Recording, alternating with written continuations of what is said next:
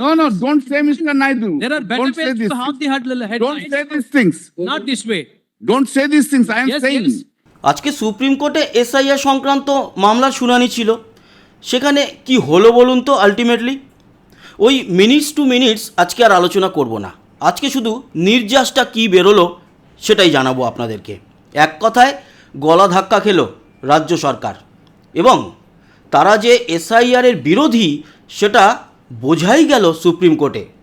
Supreme court এক প্রকার পাত্তাই দিল না, শুনলো তো কথা বটেই।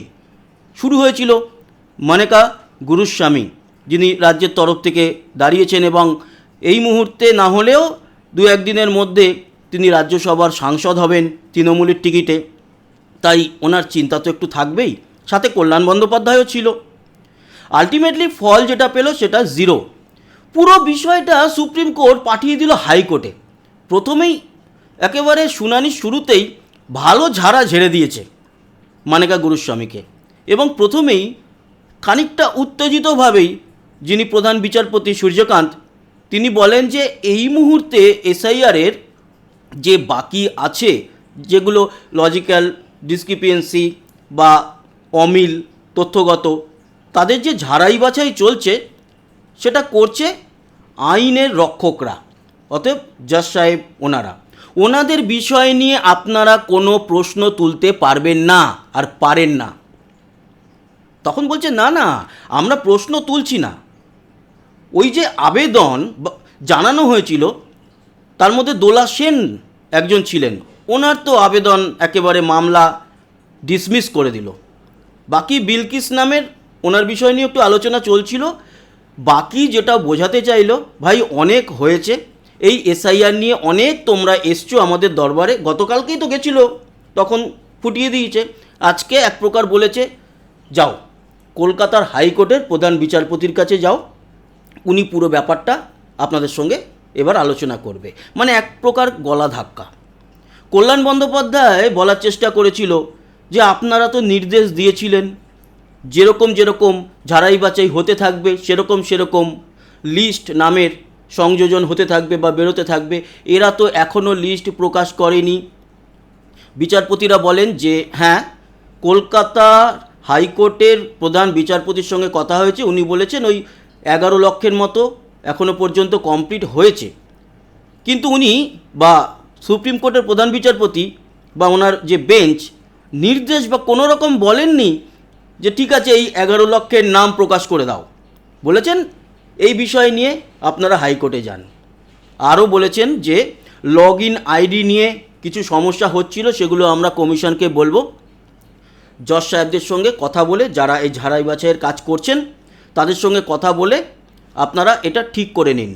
এবং ওড়িশা ও ঝাড়খণ্ড থেকে আরও যে অতিরিক্ত প্রাক্তন এবং বর্তমান বিচারপতিরা আসবেন, যারা এই কাজের সঙ্গে যুক্ত হবেন, তাদেরকে নিয়ে যতটা সম্ভব তাড়াতাড়ি এই কাজটা কমপ্লিট করার চেষ্টা করুন। কোথাও বলেনি। আচ্ছা, যখন বলা হয়েছে যে এর পরেও যাদের নাম নিয়ে সংশয় থাকবে বাদ হওয়ার পরে তারা কি করবে, তার জন্য সুপ্রিম কোর্ট জানিয়েছে একটা ট্রাইব্যুনাল গঠন হবে। সেই ট্রাইব্যুনালও গঠন করবে কলকাতা হাইকোর্টের প্রধান বিচারপতি। তিনি দেখবেন কাদের কাদের রাখা যায়, প্রাক্তন বিচারপতি, বর্তমান বিচারপতি কারা থাকতে পারে, তাই নিয়ে 3-4 জনের একটা ট্রাইব্যুনাল গঠন করে দেওয়া হবে হাইকোর্টের তরফ থেকে। সেখানে এসে আপনারা আপনাদের অভাব অভিযোগ জমা করুন। তার মানে এটা বলতে চেয়েছে ভাই এবার ফটো যাও, ভাগো, অনেক হয়েছে, এবার ভাগো, যা হওয়ার এবার কলকাতা হাইকোর্টে যাও।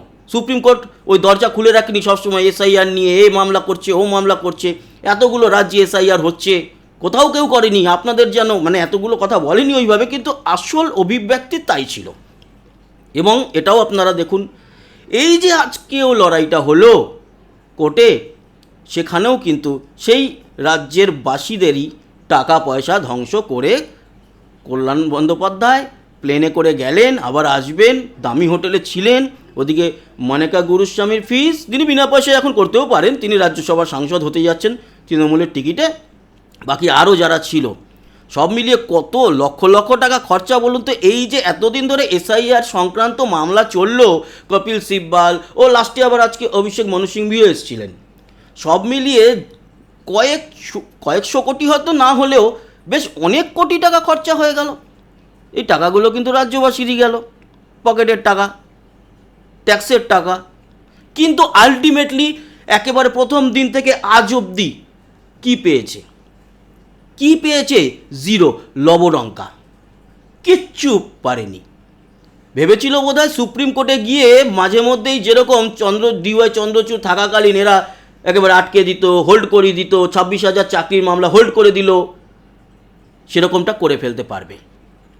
কিন্তু 26,000 চাকরি গেল তো ওই ডিওয়াই চন্দ্রচূড় থাকাকালীন যায়নি, কিন্তু যখন প্রধান বিচারপতি হয়ে সঞ্জীব খান্না এলেন 26,000 চাকরি গেল তো। হয়তো এনারা ভেবেছিলেন আপাতত এসআইআরটাকে হোল্ড করে দেবো, এবং পুরনো যে আমাদের লিস্ট আছে 2025-এর শুরুতে যে লিস্ট রিফ্রেশ হয়ে এসছিল 7,66,00,000 ভোটারের, সেই 58 লক্ষ যুক্ত মরা শিফটেড ভোটার সব মিলিয়ে আমরা এবারের ভোটটাকে উতরে দিই, তারপর 5 বছর তো এখন আবার আরও অনেক কিছু থাকবে, তখন এসআইআর করুক ওরা, পরে আমরা ঠিক প্ল্যান খাটিয়ে আমরা দেখে নেব। কিন্তু আলটিমেটলি কোটি কোটি টাকা খরচা করে এত দামি দামি উকিল রেখে কিচ্ছু করতে পারেনি, কিচ্ছু করতে পারার কথাও নয়। প্রথম দিন থেকে সুপ্রিম কোর্ট বলে এসেছিল যে এসআইআর হবেই, এবং সেই দিকেই কিন্তু গেছে। কিন্তু এদের কিছু আবেদন নিবেদনে আলটিমেটলি এদের হাতে যেটুকু ছিল ইআরও সেখান থেকেও বেরিয়ে গেছে, চলেই গেছে পুরো বিচারপতিদের আন্ডারে। এবার তাদেরকে ম্যানেজ করবে, দেখা যাক। জানা তো যাবেই আলটিমেটলি যে আপলোড হবে লগ ইন আইডি দিয়ে, সেই লগ ইন আইডিগুলো বিচারপতিদের এখন হাতে থাকছে। তারা যদি ভুলভাল কিছু আপলোড করে তারপর কি হবে বলুন তো? আলটিমেটলি আপলোডের পর অ্যালগোরিদম তো চেক করবে সঠিক তথ্য কি না, তারপর তো বিচারপতিরা ফেঁসে যাবেন। ওনারা এই কাজ করতে যাবেন না, ভুল ওনারা করবেন না। ফলে এই 60 লক্ষর মধ্যে থেকে ইআরওদের দিয়ে যদিও বা এরা হয়তো কিছু জনকে বাঁচাতে পারতো, এখন আর বাঁচানোর সম্ভাবনা নেই। কিন্তু একটা সন্দেহ থেকে গেল, সেটা হচ্ছে প্রথমে যে 1,36,00,000 ছিল, যেখান থেকে বাদ হয়ে 60 লক্ষয় দাঁড়িয়েছে, সেখানে যে এত প্রায় 70 লক্ষর মতো অলরেডি ঝাড়াই বাছাই হয়ে ঢুকে গেছে লিস্টে, চূড়ান্ত তালিকায়, তাদের মধ্যে ভুলভ্রান্তি নেই তো? সেটাও কিন্তু দেখার বিষয়। যদিও সেগুলো হয়তো ঠিকঠাক করেই দিয়েছে, তবুও সন্দেহ থাকলেও আশা তো আমাদের করতেই হবে, এবং বিচারপতিরা যখন করছেন তখন দেখা যাক কী হয়। আচ্ছা, অনেকের প্রশ্ন, তাহলে কি এসআইআর সংক্রান্ত এই মামলা সুপ্রিম কোর্ট থেকে একেবারেই বন্ধ হয়ে গেল? না, সুপ্রিম কোর্টে মামলাটা থাকলো, কিন্তু যা করার এখন আমাদের কলকাতা হাইকোর্টের প্রধান বিচারপতি উনি দেখবেন, ওনার সঙ্গে আলোচনা করবেন, ট্রাইব্যুনাল গঠন হবে, সেখানে সব কিছু হবে। ওই হুটহাট করে প্রতি সপ্তাহে এসআইআর নিয়ে ছুটে গেলাম, এসব এখন আর হবে না। শুধুমাত্র যদি দেখা যায় যে নাম প্রকাশ করা হচ্ছে না এবং ভোট ঘোষণা হয়ে গেছে, ঠিক টাইম মতো নাম ঘোষণা হবে না, নামের পূর্ণ তালিকা প্রকাশ পাবে না, তখন সুপ্রিম কোর্ট বলেছে আমরা নির্দেশ দেব। কিন্তু কল্যাণ বন্দ্যোপাধ্যায় যখন বারবার বলছে যে এই তালিকাটা বের করার ব্যবস্থা করুন, তখন কিন্তু বলেই দিয়েছেন প্রধান বিচারপতি যে এখনও ভোট ঘোষণা হয়নি, হাতে এখনও টাইম আছে। ভোট ঘোষণা হয়ে গেলেও তারপরেও এই রিফ্রেশ কাজটা হতে থাকবে, কোনো অসুবিধা নেই। একেবারে চূড়ান্ত যেদিন ভোট হবে, ভোটের আগে কমপ্লিট হলেই হলো, আর যদি না হয় তখন আমরা নির্দেশ দেব। ফলে এক প্রকার মুখে চুনকালি পড়েছে। কিন্তু দেখবেন আবার এরাই কি বলবে, এই কিছু পাবলিক যাদেরকে আপনারা সিসি বলেন, মানে চটিচাটা, এরা আবার বেশ কিছু সংবাদপত্র আছে তারা লিখবে কি বিরাট জয়, সুপ্রিম কোর্ট থেকে চলে এলো হাইকোর্টে, এবার হাইকোর্টের প্রধান বিচারপতি পুরো দেখবে, এসব অনেক দেখাবে, অনেক লিখবে। এগুলো হচ্ছে তাদের কর্মীদের মনোবল বাড়িয়ে রাখার জন্য। কিন্তু যারা শিক্ষিত মানুষ, যদিও এখন এই মুহূর্তে প্রকৃত শিক্ষিতর অভাব আছে পশ্চিমবঙ্গে, আমি কিন্তু ওই খাতা কলমে পাশ করা ডিগ্রিধারী শিক্ষিতর কথা বলছি না, ওরকম প্রচুর ডিগ্রিধারী এখন ওই সিসি হয়ে গেছে, তাই তাদের কথা নয়। প্রকৃত যারা শিক্ষিত তারা ভালো করেই বোঝেন কীরকম জুতোর বাড়িটা খেয়েছে। আপনারা বলবেন কমেন্ট বক্সে যে আপনারা এই এসআইআর সংক্রান্ত মামলায় কারা কারা সেই শুনানি দেখেছেন, শুনেছেন, এবং যারা শোনেননি এই রিপোর্টটা দেখে বা শুনে আপনাদের মনের কি মানে আপনাদের মনে কি আসছে এই বিষয়টার উপরে জানাবেন।